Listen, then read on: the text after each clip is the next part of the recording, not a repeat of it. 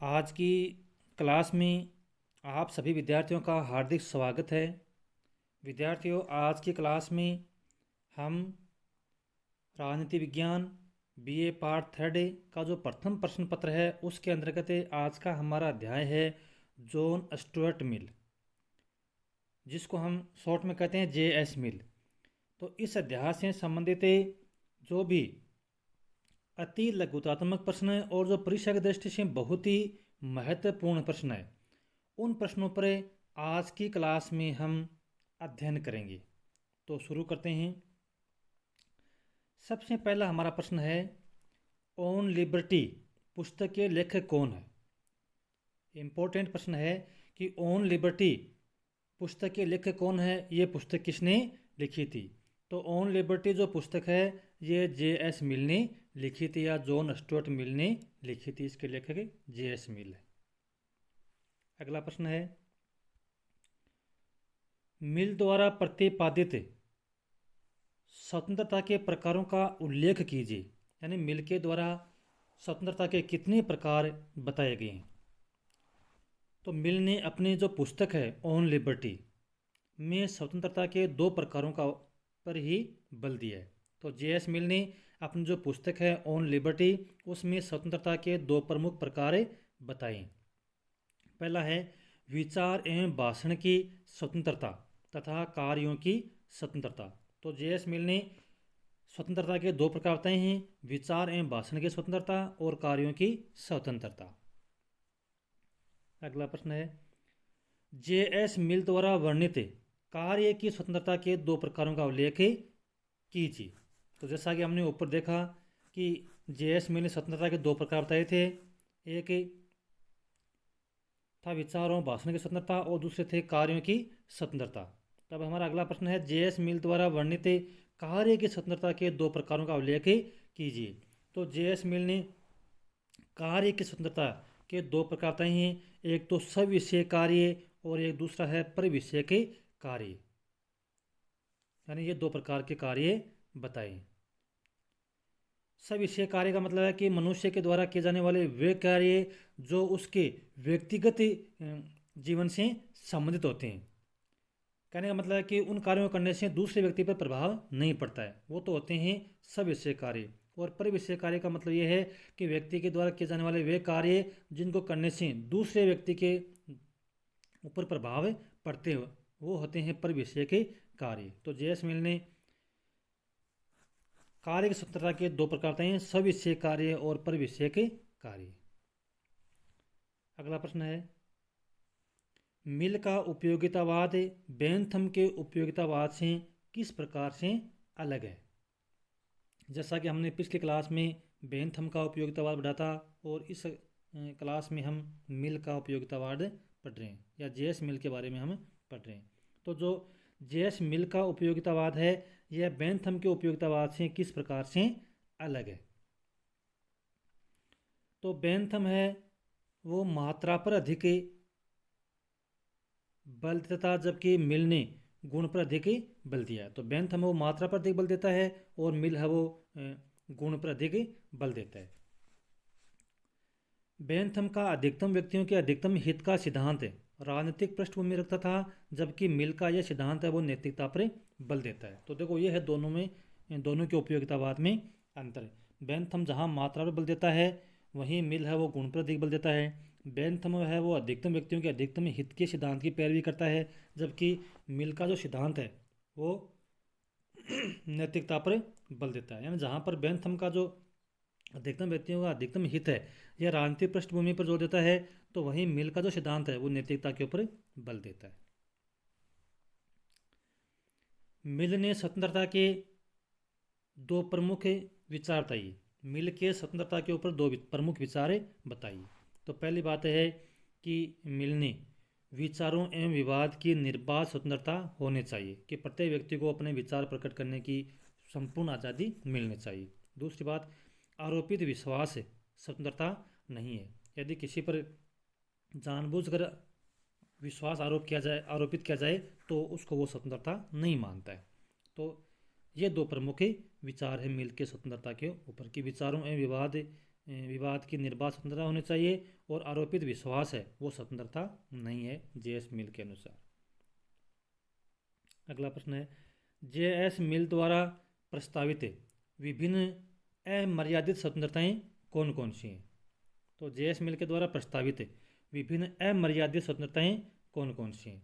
तो वो हैं अंतःकरण की स्वतंत्रता, विचारों व चेतना की स्वतंत्रता, प्रकाशन की स्वतंत्रता, व्यवसाय या कार्य करने की स्वतंत्रता, दूसरों से मिलकर उन कार्यों को करने की स्वतंत्रता जिनसे दूसरों को हानि नहीं पहुंचती है। ये सारी हैं वो अमर्यादित स्वतंत्रता में मानता है जे.एस. मिल। तो ये 5 प्रकार की स्वतंत्रताएं हैं जिनको अमर्यादित स्वतंत्रता के अंतर्गत मानता है जे.एस. मिल। अंतःकरण की स्वतंत्रता, विचारों व चेतना की स्वतंत्रता, प्रकाशन की स्वतंत्रता, व्यवसाय या जिसको हम काम करने की स्वतंत्रता कहते हैं, या दूसरों से मिलकर उन कार्यों को करने की स्वतंत्रता जिससे दूसरों को हानि पहुंचती है। अगला प्रश्न है, स्वपरक व दूसरों को प्रभावित करने वाले कार्यों में क्या भेद है? जैसा कि हमने ऊपर पढ़ा कि जे.एस. मिल ने 2 प्रकार के कार्य बताए थे, एक स्वविषयक और दूसरा परिविषयक। तो इन दोनों में क्या अंतर है? तो स्वपरक कार्यों से अन्य व्यक्ति प्रभावित नहीं होते हैं, अतः इन पर राज्य द्वारा कोई प्रतिबंध नहीं लगाना चाहिए, तथा दूसरों को प्रभावित करने वाले कार्यों पर राज्य द्वारा हस्तक्षेप किया जा सकता है। तो सविषय कार्य हैं, उनको करने से दूसरे व्यक्ति पर प्रभाव नहीं पड़ता है क्योंकि ये उसके स्वयं के जीवन से संबंधित होते हैं, अतः राज्य के द्वारा उसके ऊपर प्रतिबंध लगाने की आवश्यकता नहीं है। कौन से कार्यों पर? स्वपरक कार्यों पर। तथा दूसरों को प्रभावित करने वाले कार्यों पर राज्य द्वारा हस्तक्षेप किया जा सकता है। दूसरों को प्रभावित करने वाले कार्य अर्थात परिविषय कार्य, उनके ऊपर राज्य के द्वारा प्रतिबंध या हस्तक्षेप किया जाना चाहिए क्योंकि वो दूसरों के जीवन को प्रभावित करते हैं। तो ये दोनों में अंतर है, स्वपरक कार्य और परिविषय कार्य या दूसरों को प्रभावित करने वाले कार्य, दोनों में ये प्रमुख अंतर है। मिल द्वारा बेंथम के उपयोगितावाद में जो संशोधन किया गया उनमें से किन्हीं 2 का उल्लेख कीजिए। कि जे.एस. मिल के द्वारा बेंथम के उपयोगितावाद में जो संशोधन किया गया है उनमें से किन्हीं 2 का आप उल्लेख कीजिए। तो एक तो सुख के आंतरिक स्रोत को स्वीकार करना, और मानव जीवन का लक्ष्य वह है अन्य व्यक्तियों का सुख। इन 2 में संशोधन किया है, सुख के आंतरिक स्रोत को स्वीकार करना और मानव जीवन का जो लक्ष्य है वो अन्य व्यक्तियों का सुख होना चाहिए। इन 2 बातों में उसने संशोधन किया है। कार्य की स्वतंत्रता के संबंध में मिल का क्या विचार था? कार्य की स्वतंत्रता के संबंध में मिल का क्या विचार था? तो मिल के अनुसार कार्य की स्वतंत्रता मानव जीवन के सुख का एक मुख्य तत्व है, साथ ही व्यक्तिक एवं सामाजिक प्रगति का भी आवश्यक तत्व है। तो ये कार्य की स्वतंत्रता के संबंध में मिल के विचार है कि मिल के अनुसार कार्य की स्वतंत्रता मानव जीवन के सुख का एक प्रमुख तत्व है, और दूसरा व्यक्तिक और सामाजिक प्रगति का भी एक आवश्यक तत्व है, यानी व्यक्तिक और सामाजिक प्रगति बिना कार्य की स्वतंत्रता के हो नहीं सकती। मिल ने मानव कार्य को कितने भागों में विभाजित किया है? जैसा कि हमने ऊपर देख चुका है कि मिल ने मानव के कार्यों को 2 भागों में विभाजित किया है, एक है स्वविषय कार्य और दूसरा है परिविषय के कार्य। स्वविषय कार्य जिनको करने से दूसरे व्यक्ति पर प्रभाव नहीं पड़ता है, और परिविषय कार्य जिनको करने से दूसरे व्यक्ति पर प्रभाव पड़ता है, वो होते हैं परिविषय कार्य। कहने का मतलब है कि स्वविषय कार्यों में राज्य के द्वारा हस्तक्षेप करने की आवश्यकता नहीं है, जबकि परिविषय कार्य में राज्य के द्वारा हस्तक्षेप किया जाना आवश्यक हो जाता है। जे.एस. मिल द्वारा बताए गए राज्य के कोई 2 कार्य बताइए। जे.एस. मिल के द्वारा बताए गए राज्य के कोई 2 कार्य बताइए। तो पहली बात तो है कि राज्य की उत्पत्ति का जो आधार है वो व्यक्तियों की इच्छा को ही माना है। कहना कि राज्य की उत्पत्ति ना व्यक्तियों ने की है अपनी इच्छा से, ताकि व्यक्तियों का हित हो सके। दूसरा है, राज्य का कार्य व्यक्ति के व्यक्तित्व के विकास में सहायता देना तथा ऐसी बाधाओं को समाप्त करना जो व्यक्ति के व्यक्तित्व के विकास में बाधक हो। तो ये 2 प्रमुख कार्य बताए हैं जे.एस. मिल ने। कि पहली बात तो ये है कि राज्य की उत्पत्ति का जो आधार है वो व्यक्तियों की इच्छा को माना है, और दूसरी बात है कि राज्य का कार्य है व्यक्ति के व्यक्तित्व के विकास में सहायता देना, और ऐसी बाधाएं जो व्यक्ति के विकास में अड़चन पैदा करिए उन सभी को समाप्त करना, ताकि व्यक्ति के व्यक्तित्व के विकास में बाधा नहीं हो। ये दो कार्य बताए हैं जे.एस. मिल ने।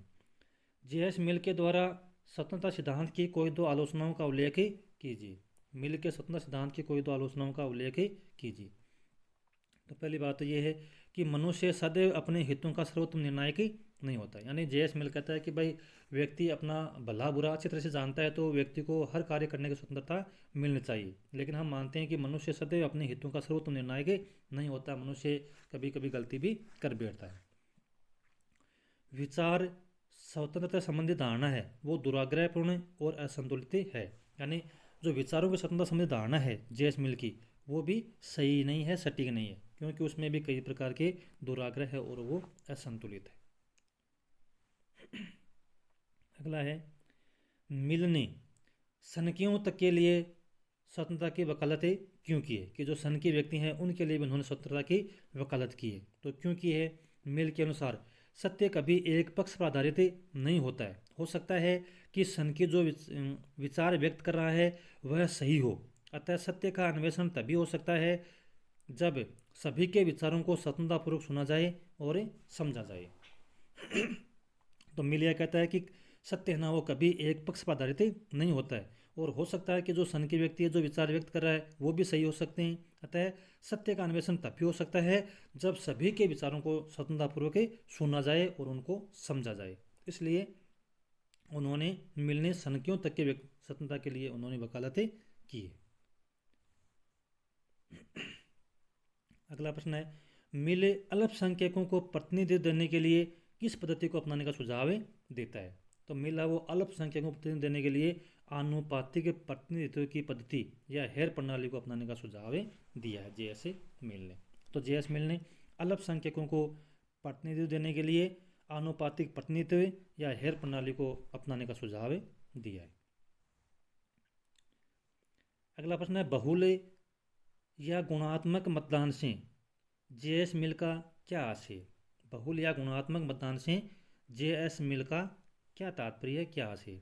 तो बुद्धिमान, शिक्षित तथा उच्च गुणों वाले व्यक्तियों को एक से अधिक वोट देने का अधिकार देना ही बहुल या गुणात्मक मतदान होता है। कि समाज में जो बुद्धिमान हैं, शिक्षित हैं और जिनमें उच्च गुणों वाले जो उच्च गुण रखते हैं उन व्यक्तियों को एक से अधिक वोट देने का अधिकार मिलना चाहिए, उसको ही कहते हैं बहुल या गुणात्मक मतदान। अगला प्रश्न है, प्रतिनिध्यात्मक शासन के संबंध में जे.एस. मिल के 3 सुझाव बताइए। प्रतिनिध्यात्मक शासन के संबंध में जे.एस. मिल के 3 सुझाव बताइए। 3 सुझाव उन्होंने दिए हैं, आनुपातिक प्रतिनिधित्व का सिद्धांत, महिला मताधिकार का सिद्धांत, सार्वजनिक या खुला मतदान। ये 3 सुझाव दिए। अगला प्रश्न है, मिल ने एक प्रतिनिधि सरकार में किन आवश्यक तत्वों को लिया है, कोई 2 बताइए। जे.एस. मिल ने एक प्रतिनिधि सरकार में किन आवश्यक तत्वों को लिया है या शामिल किया है, उनमें से कोई 2 को बताइए। तो संपूर्ण लोगों का सरकार के कार्यों में सहयोग करना, पहली बात तो ये। दूसरी, संप्रभुता को संविधान में स्थान देना। ये एक प्रतिनिधि सरकार में आवश्यक तत्व होते हैं कि संपूर्ण लोगों का सरकारी कार्यों में सहयोग करना और संप्रभुता को संविधान में स्थान देना, ये 2 प्रमुख कार्य हैं। अगला प्रश्न है, मिल ने व्यक्ति के व्यक्तित्व के विकास में किन तत्वों को बाधा माना है? जे.एस. मिल ने व्यक्ति के व्यक्तित्व के विकास में किन तत्वों को बाधक माना है? तो मिल ने सामाजिक परंपराएं, रीति रिवाज, रूढ़ियों को व्यक्ति के विकास में बाधक माना है। तो जे.एस. मिल ने व्यक्ति के विकास में किन तत्वों को बाधक माना है? जो सामाजिक परंपराएं हैं उनको, रीति रिवाजों को और रूढ़ियों को व्यक्ति के विकास में बाधक माना है। अगला है, मिल सांसदों को वेतन देने का विरोध करता है, क्यों करता है? मिल इसलिए विरोध करता है कि सांसद आर्थिक स्वार्थ से ऊपर उठकर अपने सार्वजनिक कर्तव्यों का पालन कर सकें तथा इस कार्य को व्यवसाय न बनने दें एवं केवल जनहितकारी कार्य ही करें। यानी कहने का मतलब है कि जब सांसदों को वेतन नहीं मिलेगा तो वह अपने निजी स्वार्थों को छोड़कर या अपने काम को वो एक व्यवसाय नहीं बनाएंगे, बल्कि अपने आर्थिक स्वार्थों से ऊपर उठकर और सार्वजनिक कर्तव्यों का पालन करेंगे और जनहित के कार्य भी कर सकेंगे। इसलिए जेएस मिल कहता है कि जो सांसद हैं उनको वेतन देने का वो विरोध करता है या उनको वेतन नहीं मिलना चाहिए। तो ये था आज की क्लास में अति लघुदात्मक प्रश्न, जो कि परीक्षा की दृष्टि से बहुत ही महत्वपूर्ण है। तो आप सभी विद्यार्थियों से मैं अपेक्षा करता हूँ कि आप मेरे चैनल को प्लीज़ सब्सक्राइब कर लें और मेरे वीडियो को अधिक से अधिक शेयर करें।